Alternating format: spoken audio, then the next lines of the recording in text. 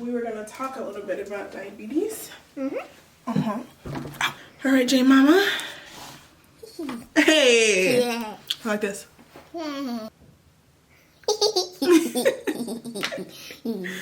All right, stop acting shy, girl. Hi, everybody. Hi, everybody. Hi.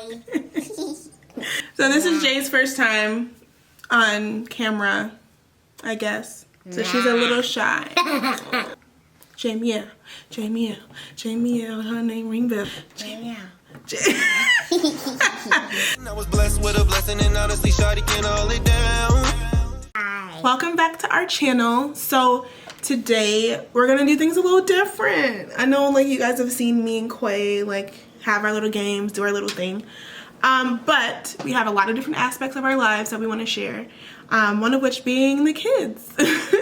This is Jaimielle, and we wanted to bring her on today because we wanted to talk a little bit about diabetes. So November is National Diabetes Awareness Month, and we have a little diabetic that we want you to be aware of. So Jay is a type 1 diabetic. How old were you when you found out you had diabetes? 3. 3 years old. Next month would actually be the 5-year anniversary of when she was diagnosed. So if you found out when you were 3, and that was 5 years ago, how old does that make you? 8? 8. Where does the time go? She's so old. So yes, Jay's 8 now, but she was diagnosed when she was 3. And we wanted to kind of use this video not only as an introduction into who Jay is, but also as an opportunity to make our friends and family a little bit more aware of what type 1 diabetes is. I also wanted to make sure that Jaimielle knows what's happening in her body. It's hard to explain to a 3-year-old that their pancreas doesn't work. So now that she is how old? 8. 8. I wanted to ask Jay a few questions about diabetes to see her understanding, but also answer those questions for you all. So Jaimielle, what is diabetes? Well, diabetes is if you have a high pressure, then you gotta drink water. Well, like this much water. And if your pressure is low, then you just eat or drink, like drink, not lemonade, 'cause I think that makes your pressure go up, like just like apple juice or orange juice. And like you can eat, well, just chips or a fruit snack or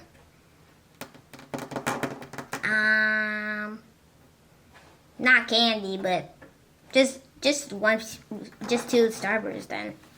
Just 2 Starbursts? Yeah, my pressure is low. A few pieces of candy in my. I have a few pieces of candy. I think I have a lot actually, because I save a lot of my candy. I don't know why.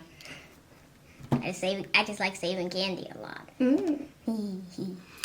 Do you remember when you first found out you had diabetes? Yeah, I think so. What do you remember about that day? Well, I think I was at a hospital. And then like someone gave me like diabetes. Someone gave it to you? Yeah, I think that's what happened. That's all I remember, I think.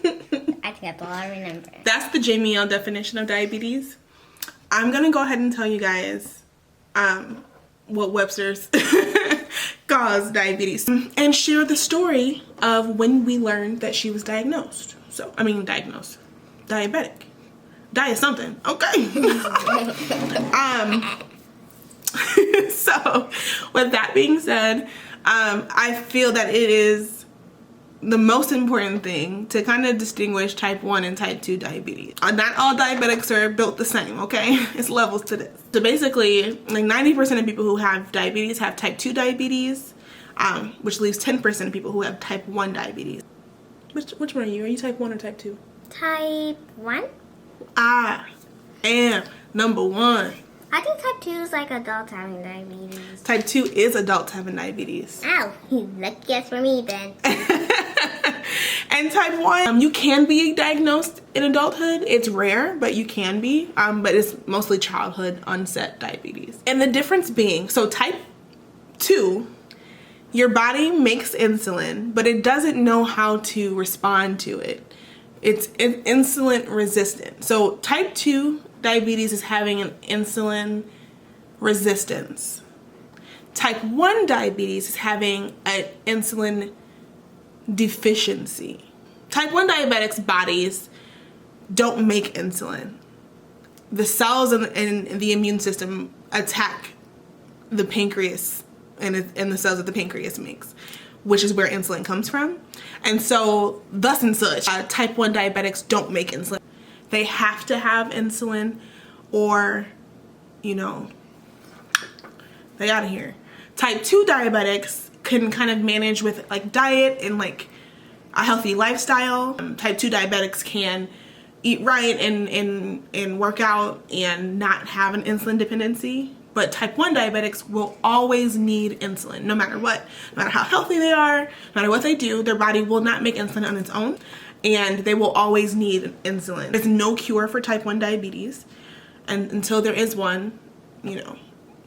There's important distinguishers that I want people to be aware of. I know in my personal life, so if you know me and you're watching this, it's important to me that you understand the difference between type 1 and type 2 diabetes, because it kind of shapes the way that I have conversations around diabetes.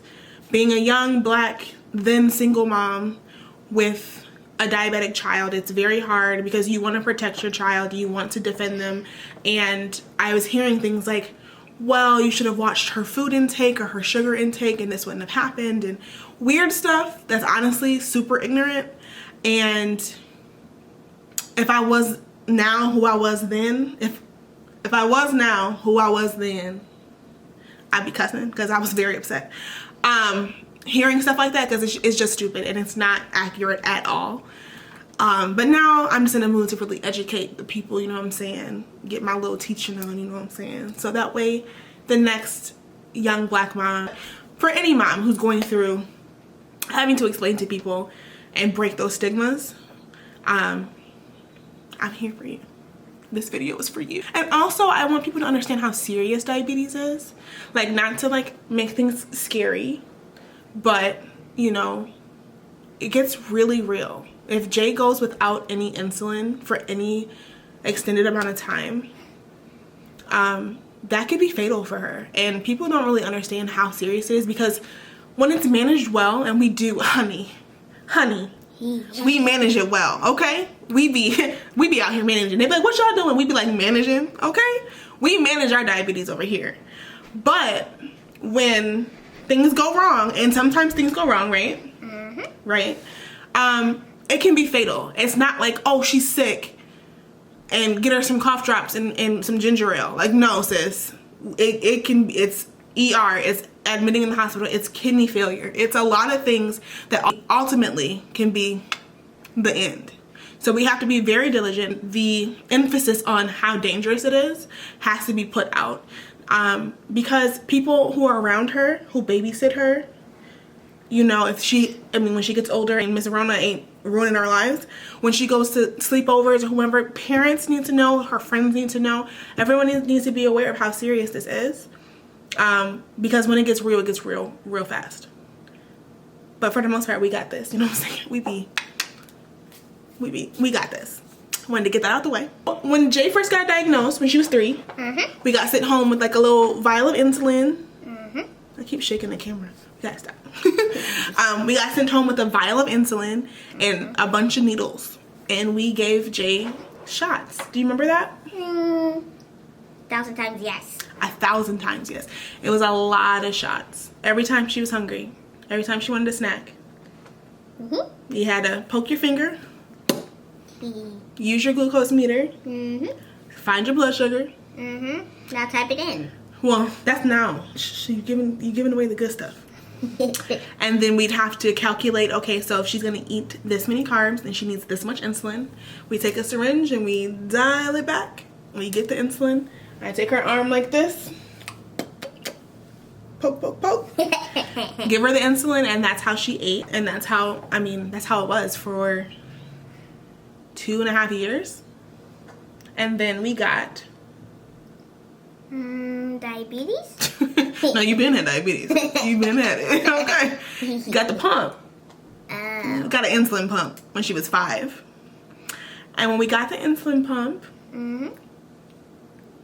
then things were a lot easier. yeah, I was gonna say things were a lot harder. Harder with the pump? Why? I don't know why. What's easier? Having the pump or having the shots? Both. Both are easy? Yeah, I think so. She a gangster. Period. Period. Because I know adults that are scared of shots. And my baby be like, what? That didn't hurt. Sometimes it does, sometimes it doesn't. Yeah. Say, I'm a gangster. I'm a gangster. Why you got a question mark at the end? Huh? Say, I'm a gangster. I'm a gangster. She's super strong. She, even when she was, like, when we were still doing needle injections, she wanted to do them herself, and she was 3. And I was like, no, actually, you can't. Pretty sure I could go to jail for that. Let mommy do those. But now we have an insulin pump, and it makes it so much easier because with an insulin pump, she doesn't have to poke herself anymore. I change her insulin pump every 3 days. So that's the only time she gets poked. And then she doesn't have to prick her fingers that often anymore as well. So we used to have to prick her fingers 6 to 8 times a day and then give her a shot 6 to 8 times a day. And now we prick her fingers once every 10 days. And we give her a needle once every 3 days. And that's just to change the insulin pump. Do you want to show them your pump? Sure. Yeah. I wonder if we can, let's see if we can zoom in. Oh. Okay, it's a little blurry, but okay. Yeah. Oh, it just turned off. This is our insulin pump. So we've had this for... Your blood sugar is 175. Yeah, but it's going down. It's okay. It's still kind of high, so we wanted to go down a little bit. Oh, you program it to like your carb to insulin ratio into the pump, and then you just type in I'm gonna eat 32 carbs, and then it automatically calculates how much insulin to administer. It gives you options to give insulin right away, to do a slow release, and then she's able to eat, so she doesn't have to poke herself with a syringe, like a needle, every time she eats, like we used to do before she got the pump. So it's way better. I mean, like, it's microscopic in comparison to how many times we used to have to poke her. Because not only do we have a pump, but we also have a continuous glucose monitor, the Dexcom G6. You want to show them here? The thing on my arm? Like this. Ooh. Yeah. Yeah. So that little gadget, it checks her blood sugar. And it helps me see what my blood sugar is on my pump. It shows her what her blood sugar is on her pump. It connects to my pump. It connects to her pump. It also connects to her phone. And with it connecting to her phone, it then connects to my phone. So every 5 minutes, I have an accurate reading of her blood sugar. And with the pump and the continuous glucose monitor working together, now when her blood sugar is trending up, the continuous glucose monitor will tell her pump, and her pump will give her more insulin to then level her out. And if her blood sugar is going down, then her CGM will tell her pump, and her pump will stop insulin or decrease the insulin dosage, and it keeps her level. So it's been a dream having that. Before we had the CGM, we would check her blood sugar every 3 hours. And if it was high, we just give a little bit more insulin. And if it was low, we'd feed her. But we wouldn't know until every 3 hours. And so with the CGM, we know every 5 minutes. We know when it's trending high, when it's almost high, and we can avoid those highs before they ever get there, and we can avoid those lows before we ever get there, which is a different peace of mind that we have never had until now. So thank God for technology, because our lives are so much easier now than they were before. Can I tell them something? Yes, you can. Well, sometimes when my blood sugar still goes high, well, it says high, and sometimes when my blood sugar is still low, well, it says low. Well, does it always stay low? Well, it just goes low and I doesn't know. It just says low. So what she's describing is on the pump, if her blood sugar gets too high, which means if it gets over 400, it will just say high. We never want to be that high. It's not fun. It doesn't feel good. It can make her body make ketones. Ketones could lead to diabetic ketoacidosis, which could be fatal. So we try to avoid being high, and that technology is called Control IQ. We have a Tandem T-Slim pump, and that technology helps us keep her in her blood sugar range. Her target blood sugar is 130, and so with the Control IQ technology, it tries to help us stay there. Normal blood sugar, I think, is like 90 or like 100, like for people whose pancreases for people whose pancreases work. A normal blood sugar, I believe, is work. I think a normal blood sugar would be like 90, or I think 100 would be pushing it. I'm not sure. I believe that's correct. But with a diabetic, a goal of 130 is actually really good. So we've been pretty close to that. Actually, lately, we've been kind of high, but we've been working on it.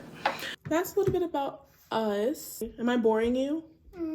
No. In our next video, what we're going to do is show you all how we put on the pump in her continuous glucose monitor. We do the pump every 3 days and the glucose monitor every 10 days. So in our next video, we'll show you that. What do you think about that? Great. Great? You ready to show everybody how you do? What else do you want to say, Jay? I want to tell them my favorite color. Is that okay, Mommy? Yeah. My favorite color is dark pink, light purple, dark purple, and the color of the rainbow. And the colors of the rainbow. Yeah, I like all the colors. One thing that I think we've been blessed with is just being able to really have a grip on managing her diabetes. We do really well, and I mean so well that sometimes we don't even think about diabetes. I don't realize that other people don't have to do what we do. We've been doing it for so long, and it's so part of who we are and about every decision that we make that I don't even think that, oh yeah, other people don't do this until we get around other people, or we go to birthday parties, or, you know, somebody offers her food without asking me, which I hate, but we won't get into that. It's one thing we've been blessed with is just being able to manage her diabetes so well. We do have, you know, we have scares every once in a while, but we're also really equipped to manage those scares. And for the most part, we just have a really good system, and we have so many good days. I'm so grateful for that. And also Jay be on it. Like, Jay knows everything. She knows how to give herself insulin. She knows how many carbs are in her snacks. Even like oatmeal cream pies. Even oatmeal cream pies. I still remember 26. 26 carbs. She'd be knowing, okay? But yeah, she's honestly, she's in charge of her management for the most part. I do all the ugly, heavy duty stuff, but for the day-to-day, just meal to meal, she's on it. She handles it so well. She's so strong and she's so smart. I'm just really proud and lucky to have her as a daughter. Like, I have a friend who jokes that, like, she's the mom and I'm the daughter because she's so well put together and I'm, like, all over the place. But it's kind of true. Like, Jay's in charge. Like, everybody knows that Jay's in charge. I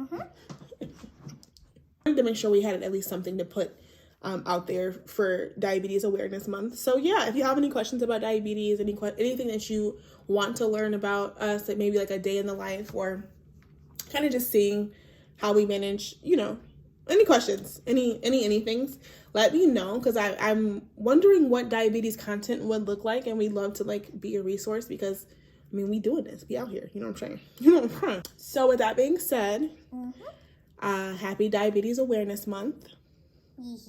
Bye. Make sure you like our video, comment on it, ask us your questions, and subscribe to our channel. And we look forward to seeing you later. Bye.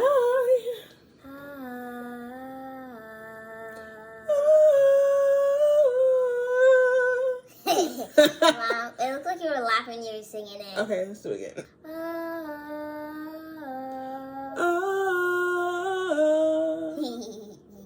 Is that better? Yeah, way much better. Way much better. All right, y'all. We'll see y'all next time. Way much better. Okay.